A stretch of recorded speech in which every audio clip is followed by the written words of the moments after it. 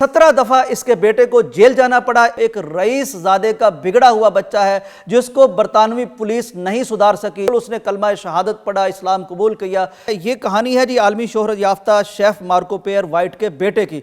मैं ज़रा आलमी शोहरत याफ्ता शेफ मार्को पेयर वाइट के बारे में आपको बता दूं। मैं एक लिस्ट देख रहा था जिसमें दुनिया भर के उन कुक्स की या शेफ्स की वो एक लिस्ट दी हुई थी जो दुनिया के अमीर तरीन शेफ हैं। इस शख्स के क्रेडिट पर यह है कि ये बरतानिया के शेफ़ को जदीद साइंसी खतूत पर उस्तवार करने वाले शेफ्स में से एक बानी मबानी समझा जाता है। टीवी पर आता है, पूरी दुनिया में मारूफ है, बहुत मालियत की रकम इसके पास मौजूद है। इसका एक बेटा था, वो बेटा जैसे वो कहते हैं ना कि बिगड़े हुए रईसों की औलाद की तरह था। मुख्तलिफ जराइम में वो मुब्तला और मुलव्वस था। कभी किसी उससे चाकू दरियाफ्त हो गया, कभी किसी गार्ड को नस्ली एतबार से उसने हर्ट कर दिया, कभी हेरोइन का मामला सामने आ गया। 17 दफ़ा इसके बेटे को जेल जाना पड़ा। 1 मिलियन रुपए इसको रिहैब करने पे यानी इसकी शख्सियत की बहाली के लिए खर्च कर दिए गए, लेकिन कोई फायदा नहीं हो रहा था। फिर हुआ ये कि जब आखिरी दफा ये जेल में था तो इसने देखा कि इसके साथ कुछ ऐसे लड़के हैं जो नमाज पढ़ने जा रहे हैं। नाज़रीन, ये भी उन लड़कों के साथ नमाज पढ़ने के लिए मस्जिद में चला गया। जेल ही के अंदर इसने जब नमाज पढ़ी या मस्जिद में गया तो इसको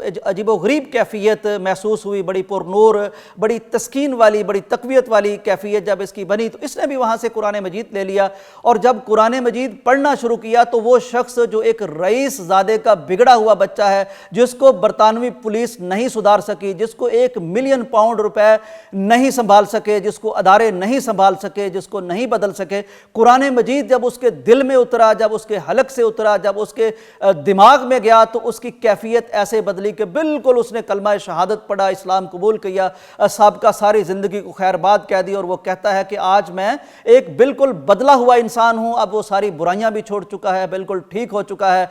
अब उसका कहना यह है कि मैं अपने बाप के उस काम को जो वो करता है, मशहूर शेफ है, मैं उसी को करूंगा। इस्लाम किस तरह से आज फर्स्ट वर्ल्ड के अमीर तरीन लोगों के दिलों में पहुंच रहा है और आज जिस चीज़ का इलाज ना उन मुल्कों के कानून के पास है, ना उनके इदारों के पास है, ना उनके आसाइशात के पास है, ना उनके मिलियंस पाउंड के पास है, वो हल अगर है तो आज इस कुरान मजीद में है। इस कुरान को पढ़ के उनके बच्चे बदल रहे हैं, इस कुरान को पढ़ के उनके बच्चे संवर रहे हैं, इन कुरान को पढ़ के उनके बच्चों की कैफियत बदल रही है, वो बेहतरीन इंसान बन रहे हैं। और मैं आपको बताता चलूं कि दुनिया जूं जूं अपनी बुराई में आगे बढ़ेगी, दुनिया जूं जूं अपनी मादियत में आगे बढ़ेगी, इसके मसाइल लायनहल और पेचीदा होते जाएंगे।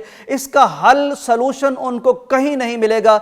इनका सलूशन अगर मिलेगा तो कुरान में मिलेगा। तो मैं कहता हूं कि ये ऐलान तो कुरान मजीद, ये चैलेंज तो सदियों पहले कर चुका है कि अला बिज़िक्रिल्लाहि तत्मइन्नुल कुलूब।